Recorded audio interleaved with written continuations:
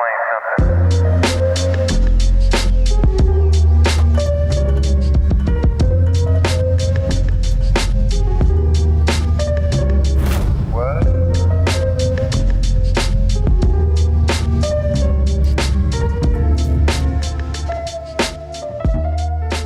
right, welcome back. It is the Built by Vitality podcast. I am Steve Pinkerton, sitting next to Philip Lewis. Philip Lewis. On today's episode, we are going to talk about the importance of having a battle buddy or a swim buddy, however you want to talk about it. If you're in the Navy, it's called a swim buddy. The Marine Corps, we called them a battle buddy during OCS. It's called a friend, man. You just need a friend. Special friend. You can't just be like... Okay. I think creepy. Well, I think it's... A lot of people think they have friends. And man, here we go. I don't think so. I don't want to be the Debbie Downer.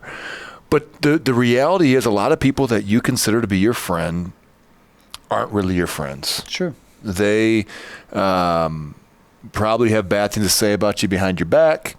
They secretly want to see you do bad. Mm-hmm. They want to see you fail. Yep.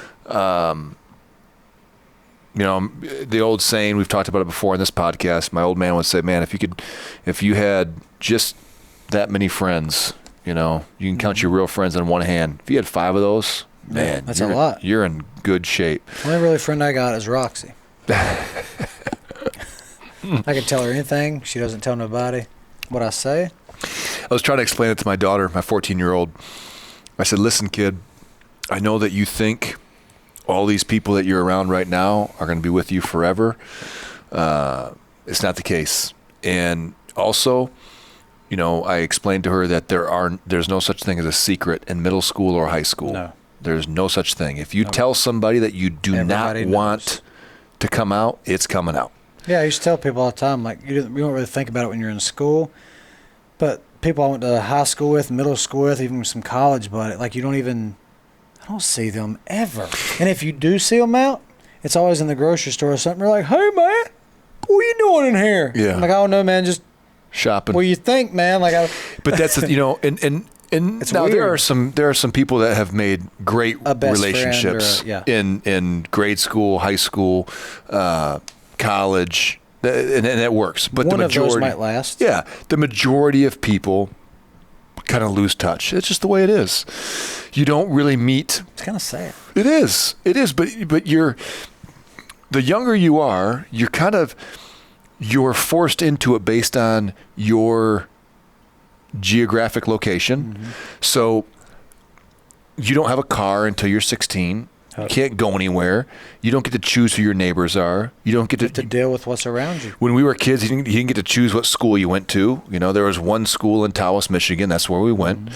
That's where I was born. So that's the environment that I grew up in. Then you go to college, and you can't control who your roommate is, who's down the hall from you, who's in your classes. So you're kind of at the mercy of luck and chance. But then, you know, let's fast forward to the military. Why is it so important in the military? The military makes you have a buddy all the time. You don't go on liberty with by yourself. You go with a buddy, and they assign that buddy based on your last name, based on where's it come. Your rack mate. If I was on the bottom bunk, the top bunk was Scott Perry. He was my buddy. Man, Lewis and Pinkerton, we'd be pretty close. Close, but we would not be. We wouldn't be. We'd switch it up. And so, in that same breath, yeah, it was by happen chance. But here's the difference: in the military, you're starting to surround yourself with people that want the same things that you want. I don't know that you can say that in high school or even college. You don't even know what you want, really. No. You think you do, but you don't. And you're not, and you're not surrounded by people that are all kind of swimming in the same direction. You know, nothing against. If you wanted to be a doctor and I wanted to be a real estate agent, we're going to be on different paths. Mm-hmm. We might go into college together, but we're not going to. Yeah. We don't have a whole lot in common. In the military, though, the buddy system works because you're starting to narrow that funnel of who's actually surrounding you. Doesn't mean that, I mean, I went to officer candidate school with, I don't know, 70, 80, 90 other guys, and I probably can name 4 of them, 5 of them maybe. What was interesting to me, my rack mate, who ended up being my buddy through the whole thing because he was top and I was bottom, we ended up being really good friends. He went to Ohio State University. I went to school in Michigan, so I hated Ohio State. He hated Michigan. So I was like, oh, it's off to a rocky start, you know? But it was interesting because we both wanted the same things. We both kind of had a similar background. We were both really motivated to make sure we were doing the right thing. And the reason they put you with other people is it's harder to make 2 stupid decisions than it is to make one. Yeah. So if I'm out with you, you want to do something stupid. You're like, hey man, I don't think that's a good idea. And then all of a sudden you're like, you know what, probably right. It's kind of like a checks and balances, you know? And I ended up being the best man in his wedding, you know, like 2 years later, maybe a year and a half later. And it was just, it's interesting to look back and you're like, gosh, all because if there was one other person between me and him, maybe I'm not as close to him, you know? But sidebar, this is a pretty funny story I'll share with you. So I'm a best man at his wedding and I believe, gosh, now I feel like an idiot. I think he got married in Ohio. Okay, let's just, that's got to, but for some reason I want to say in the Northeast, but anyway, but he's in Ohio. I know nobody. I don't know a soul at that wedding. It is only me and Jess. So we go there, and he's got a cool family, great people, and we go to the church. We do the rehearsal, and again, like I'm meeting everybody for the first time, and it's hard because people don't understand. I think that people have a hard time understanding how can this guy be the best man at your wedding? You've known him like a year and a half, 2 years. But again, when you're in the environment we were in for those year and a half, 2 years, we became really close, really fast. You know, it was, I mean, we went through some pretty rough times. And so I'm at this church, and we're in our dress uniform. He's getting married in his dress uniform. And in the Marine Corps, you don't put your hands in your pockets ever. Like, it doesn't matter if you're in your utilities, your camis, or whatever. You never put your hands in your pockets. You have to use them. Yeah, that's just the way it is. Like other services, no, I'm not going to judge. Maybe they do, but the Marine Corps, you don't walk around with your hands in your pockets. Yeah. You don't stand around with your hands in your pockets. You just don't do it. And in dress uniform, you have pockets because you have to have pockets, but they're not made usable to put your hands in. Right, yeah. So we were all messing around before the wedding, for the ceremony, and we might have had a little bit to drink. This was back when I was still drinking a little bit. But we were certainly not hammered. No, by no stretch. But we were feeling pretty good. We were laughing and joking. There was a couple of Marines there, and we kind of lost. I didn't lose track of time. We were at the church, but the pastor came in and said, "Hey, ready to go? 2 minutes." And I'm like, 2 minutes. And Scott looks at me. He's like, 2 minutes? That's pretty quick. We both got to kind of go to the bathroom and kind of get things ready. So we're kind of rushed. And I got the rings.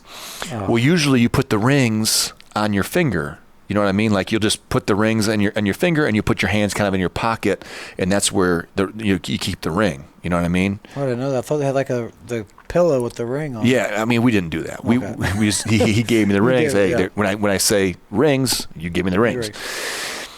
So I got nervous. Oh man! Because I was running low on time, and I couldn't fit it on my finger because my hands were too big, and it was hot, and so my hands were swelled up and sweaty.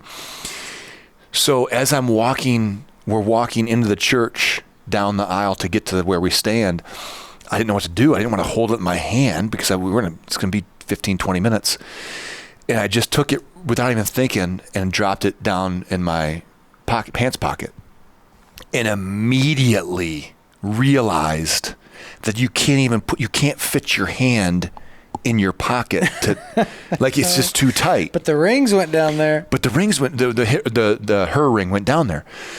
And so you can ask Jess about this. I am profusely sweating in this. I'm staying there for 15 minutes because I know it's coming, and I'm trying to figure out what I'm going to do when he asked for the rings. And Jess said my face is just covered. I'm dripping sweat. Oh my gosh. So it comes time to get the ring. And I'm like, whew. And I'd rehearsed what I was going to do. I was going to claw it with my middle finger and my index finger. Sitting there like, and I reach my hand in there, and it's tight. So I bring the other hand over just to give myself a little room. I reach it in, and it's just like the movies, man. It clamps right in. I've got it. I'm like, oh my gosh. My heart's beating. The whole church, you could hear a pin drop in there. And I'm squeezing that between my middle finger and my index finger, and I'm pulling it up the pocket. I get it out of the pocket, go to put it in my hands, and I'm squeezing so hard, it slipped. My fingers slip. In slow motion, I see this diamond ring floating in the air, and you heard a audible gasp. This is great. And it gets even better. It's shag carpet. Oh, you're gonna be able to find dead serious it's shag like carpet. in your beard. It's like falling in your beard. It falls into the carpet. Oh man. And I'm like, oh my gosh. No. Here's the other thing you don't do in your dress uniform that's not built for. You don't bend over. Bend down. So you can't really, like, if I were to bend over, I'd split the seam of my pants like Sounds nothing. like the Marines need to change their dress uniform, and it's not really ready for business. It is. You stand straight up, erect, and you're ready to go. If you gotta fight, man, you gonna rip that you ain't wearing that thing into a fight. Dang. So I reach down and I'm doing in the carpet, and I find it fairly people quickly. laughing or anything? No one's not one laugh. Nobody even giggled or nothing. No I'd have giggles. laughed, man. I'm like, oh my god. I'm with you. Nobody. And I remember distinctly sweat pouring off my nose. Oh, this is terrible. Was it outdoors or indoors? No, it was indoors. In the church. In the church. Sweating. I'm sweating. Alcohol. Like you've swollen, never seen before. Tight shirt, pants. So, long story short, it probably was it probably was 8 seconds. It was, I found it quickly, but it was about 7 minutes. Felt like about 37 minutes. Oh. I find it. I give it to him. Scott winks at me. I'm like, God, this dude's gonna kill me, man. So that night, now I got to give the best man speech. So I've already I'm mortified that I feel like I've ruined the wedding, So I started out with, me and Scott have been friends for the last 2 years, and I'm just not quite ready for him to get married. So I tried to throw the ring, and and everyone, oh yeah, that's what it was. So it ended well, but I'm telling you, that was a little bit of a sidebar, but I'm telling you, that's terrible. I'm telling you what, I went back to the hotel in between the reception, and I mean my uniform underneath my uniform was completely soaked. It was terrible. So. And the people wonder why I stopped drinking. Yeah, swollen, ruining weddings. So that just goes to show that my experience with But you only knew that guy for a year and a half or two. 2 years. He wasn't like a buddy nuisance. I didn't grow up. Yep. And I think what it taught me was it gave me somebody that I could be honest with. That when we were nervous about stuff, we could be honest about it. Versus. We've all got friends that, here's a good example. When you have a friend come over to your house, maybe it's a couple or whatever, and you feel like you gotta clean up and you feel like you gotta make sure everything's perfect, I would argue they're not really your friends. Because if a real friend ain't going to judge you. A real friend. If they do, it's just cutting up. It's whatever. Yeah, they're going to give me a hard time. Hey, man, what hey, man, slacking off, huh? Yeah, and you're never anxious about. Oh, I wonder what we're gonna eat, or I wonder where we're gonna go. If you're truly friends with somebody, those type of things you don't stress about. You stress about that with acquaintances. You're like, I kind of want to make a good impression. I don't want to, my house to be a big mess and my kids to be running around naked in the house type of deal, you know? But anybody else, like anybody with kids understands nobody lives in that perfect little, oh, my house is perfectly organized and my kids sit in the corner and color until we're done talking. They don't interrupt me at all. No, man. If you're ever in most people's house and it smells good, they got a candle lit, there's vacuum tracks in the carpet. Yeah. They just did that for you guys. Yeah, open up a cupboard and everything falls out. You know, that's you know, so I think that's, you know, there's a sense of relief when you can surround yourself with somebody that doesn't judge you, that understands, and that you can be honest with. And there's not a lot of people. In the military, there was very few. You know, we kind of were very careful to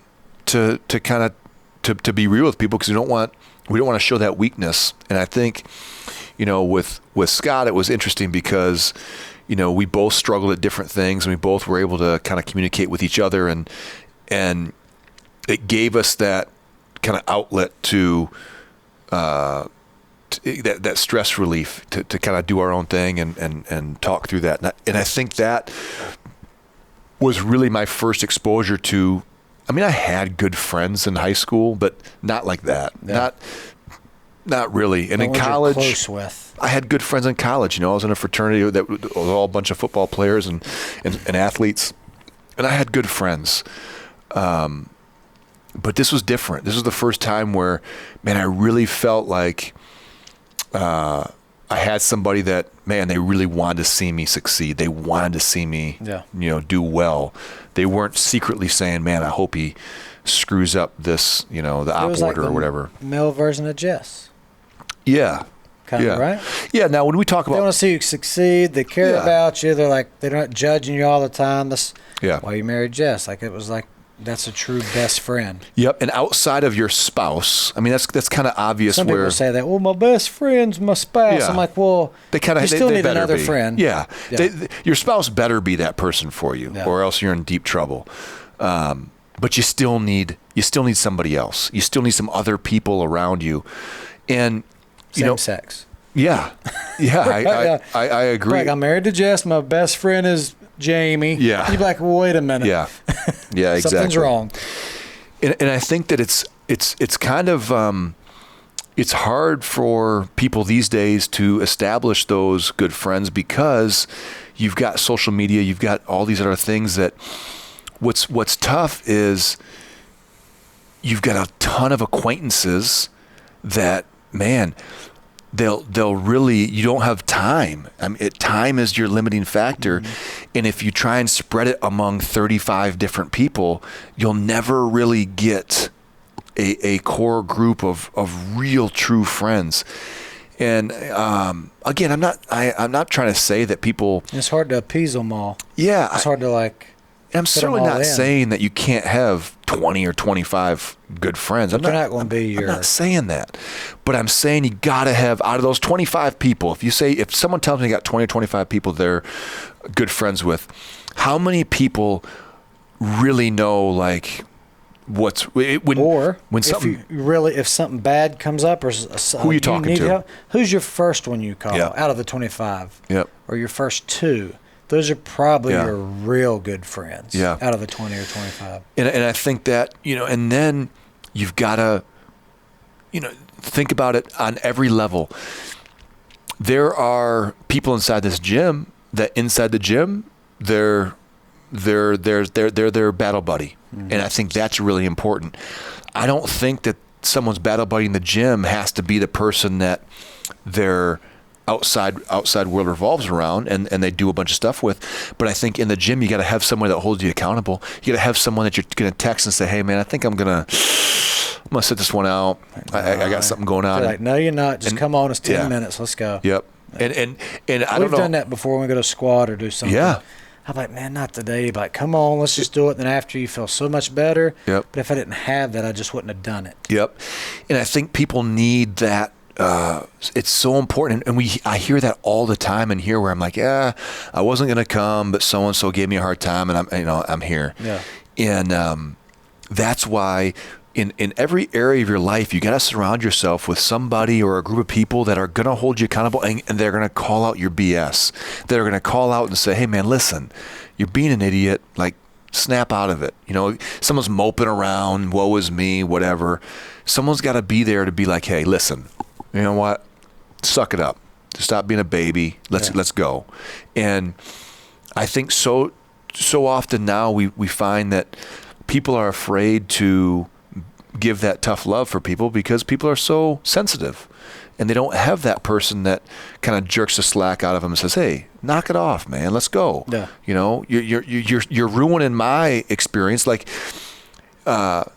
whether it's the gym or jiu-jitsu or podcasting, whatever it is, if you're ready to go for a podcast and I'm sitting here like, man, I don't know, it's just some one of those get days. Your stuff together. Yeah, you knock it off. Let's go. It happens all the time to you.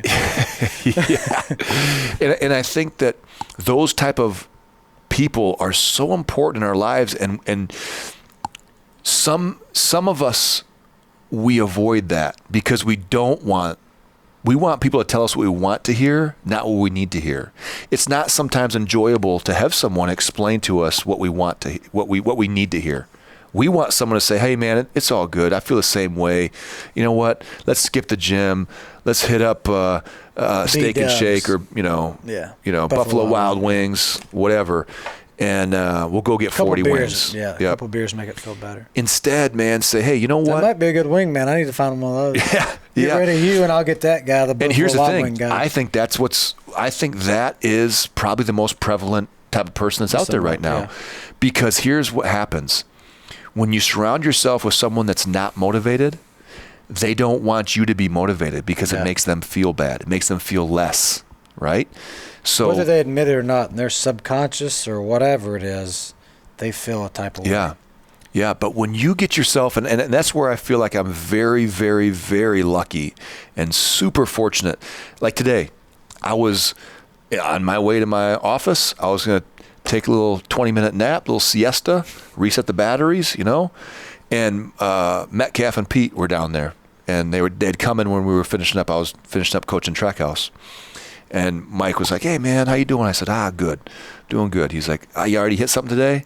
I said, no man, today's my reset day. Thursdays I don't do anything.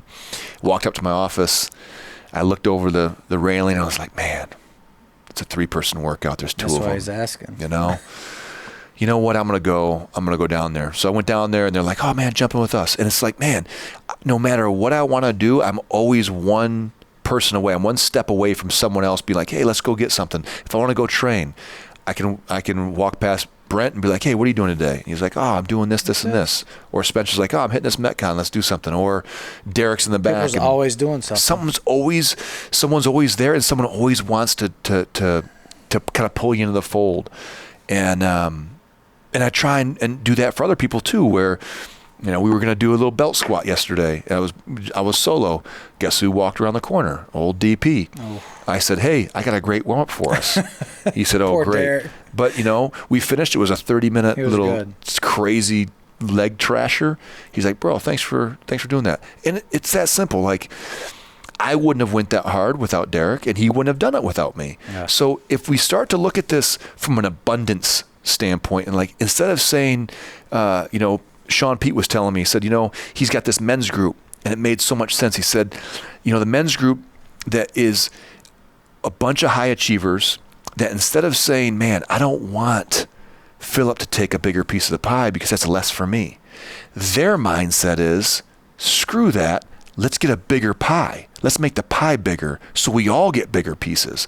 If I make Philip better, it's going to in turn impact me. And man, those type of people are hard. That thought process is not very common. Yeah. People normally will say, gosh, if he does better, then that's going to take money from me, or whatever it might be. Instead of saying, hey, let's all get better. Yeah. Let's all make more money. And I think that's kind of the missing link right now. That's the minority. No one's thinking like that. No. And I think it's because we have to do an audit on our center circle, on our core group. And, I've said it for numerous times, man, get rid of the cancer in your environment. If someone's constantly negative, if someone's not trying to be the best version of themselves, if you're an entrepreneur, surround yourself with entrepreneurs. If you want, if you want a certain kind of lifestyle, then surround yourself with those people, and man, latch on and give as much as you take. There's nothing worse than being the guy that is leeching off everybody else and not giving anything. And I'm not talking about financial giving. I'm talking about energy. I'm talking about, support. And so that's something that I was thinking about today, and it made a lot of sense. I think that there's a reason the military does it. Mm-hmm. There's a reason that there's strength in numbers. And they know if they partner somebody up and they pair you up with somebody and they're going to put you together for 10 weeks, man, you're going to be closer to that person after those 10 weeks than you are most of your friends. And have a way better chance of surviving. Yeah. It's kind of like what Naked and Afraid. Yeah. Kind of. Okay. You ever watched that? I have. What if you had to go naked and afraid by yourself? Solo. Yeah. And you're out in the middle of the Amazon, and you got to make it a certain amount of days, but they always give you a buddy. Because when one's wanting to give up, you see the other, and they're like, hey, we only got 6 more days, man. Like, just chill out a little bit. Like, I'll do that. Yeah. Except it's co-ed. That's different, too. And it would be kind of weird if it was 2 dudes naked and afraid. That is kind of weird. But they got a buddy. But I get with you. Yeah. They got a buddy. I get it. Yeah. But equally, having the buddy system can be as negative as it is positive. You know what I mean? No. If you get the wrong buddy. Oh, the wrong buddy. Well, yeah. If you get the wrong person and they start pulling you down, it's very simple to get sucked into that, because we are lazy by nature. That's just the way we're wired. We're wired to be lazy. And if you slip one time, it's easy to stay with that. Yeah, and if you get someone that's like, hey man, let's go out and do something, and it turns out that they want to go out and have a couple beers and whatever, which is fine, cool, whatever. But all of a sudden, now you're not going to the gym. Now you're not eating healthy. Now you're surrounded by somebody that you're getting comfort in the fact that someone else is eating bad and not doing that. So you're like, oh, well, I guess it's a little bit easier now to not do that. Yeah. Versus, the guy on vacation that I love being the guy on vacation that's like, hey, let's get up and go for a hike. Let's get up and work out for 30 minutes. It was like, what? And what's crazy is, here's the thing. We went to St. John's, Derek and Marty, and Marty's cousin and my little brother. And I got up one morning. I was like, hey, we should run these hills. The hills were like silly, crazy, straight up and down, crazy. And it literally didn't take any convincing at all. All I said was, hey, you guys want to go hit some hills with me? All 4 of them like, yeah, let's do it. Not? And it was like, we're out the door ready to go. And I'm not saying like, oh, take me on vacation, I'm the great, I'm just saying. A lot of people wouldn't. Yeah, all I'm saying is it's not like you don't have to be this overbearing, super motivated, You got the right buddies. They want to do that stuff too. You just surround yourself with someone who needs just a little bit of a push. Yeah. Hey, a little bit. Or, and most of the time, if you surround yourself with the right people, just you doing it will be enough. You don't even have to say. You don't have to say anything. Do it. If I'm eating good every day and you're around me all the time, I can't go to Zaxby's every day. I got to do something good. Yep, that's what I'm saying. If you eat Zaxby's stuff every day, I'm like, you don't think about it. Like, well, yep, whatever. It's just people. Or if I do go to Zaxby's, I'm gonna get a little healthier order from there because I don't want to look like a douchebag when I'm sitting next to you. Yeah, yeah. And I think if there's one thing that kids need to understand, I don't want them to be cynical. I'm not. I was disappointed in the way I handled it with Reagan because I was trying to explain to her, I love her friends. She's got great friends. But I was trying to explain to her my situation and Jess's situation. We're not close with anybody we went to grade school with. So I just wanted her to understand, as a 14-year-old girl, the emotional roller coaster of friendships is the real deal. It is insanity. I thought, like you said, the secrets, the talk. Man, it's brutal. Like, I think back to what I was doing when I was 14.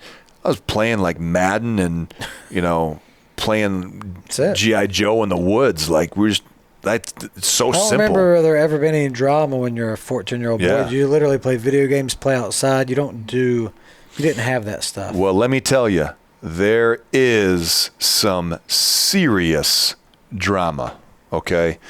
And I was just explaining to her, I don't want them to grow up and be cynical about it and say, oh, well, I guess make as many friends as you can, but just understand there's going to be a lot of people that come and go, and you're just going to have to find the ones that are the most emulate what you want to be.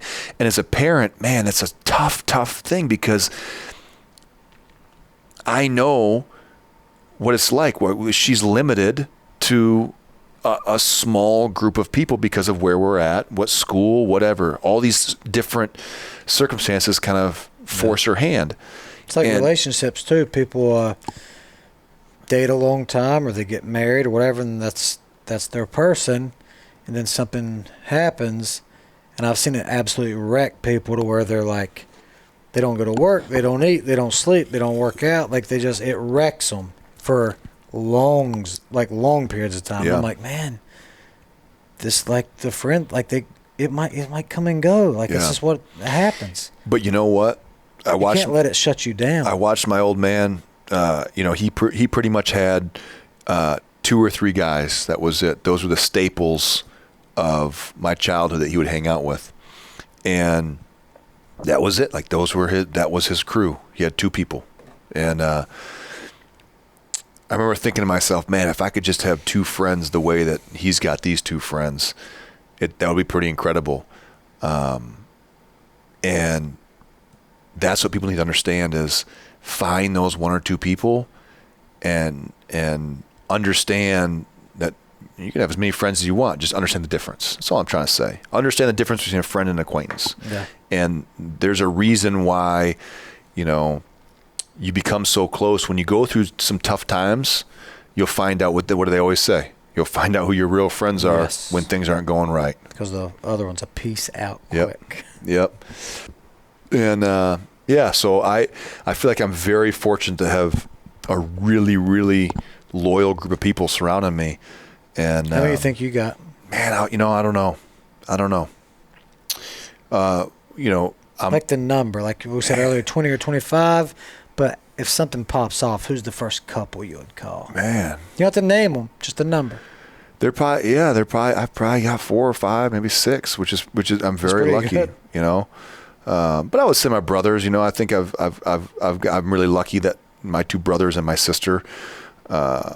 I am really close with them, and I think that doesn't really count, though, does it? I guess I think it does. It does and it doesn't, because I think some people aren't close with their family. They aren't close to their siblings. They call us. So I think if you can kind of get lucky, if you're but yeah, I mean, my older brother's crazy. If something pops off, that dude, he's crazy, man. He ain't messing around. They got like him and my little brother have like enough guns and ammunition to arm a small. They could probably fund Ukraine. Oh my gosh! Yeah, it's. That's great. We're on YouTube. People will start looking up your brothers. Oh, yeah. Here we go. Yeah. Sorry, guys. It's all right. It's them. I was just kidding. Right? Yeah, just kidding. Yeah. Next thing you know, they're all at your house. Just like, what's this extra room with the padlock on it? Nothing, Jess. Nothing. Oh man. But anyway, guys, I hope this is somewhat beneficial. Just to take an audit of who you surround yourself with, who your battle buddy is, and understand there's a reason why the military does this. There's a reason why it works. It's just strength in numbers. There's power in that. But you got to find the right person. You got to find the right group. And you can't be afraid.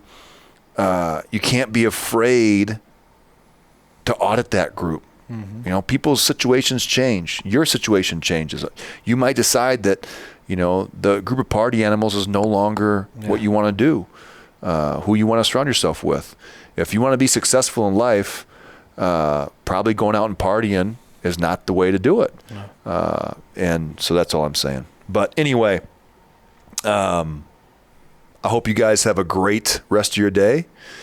And until next time, this is somewhere. Are we close to episode 100? This is like 96, I believe. 97. That's great. It's pretty good. Till next time, guys, make sure you comment, below if you're enjoying this, if you want some different topics. If you need a new buddy. Phil's got some time. But yeah, until next time, guys, enjoy your day.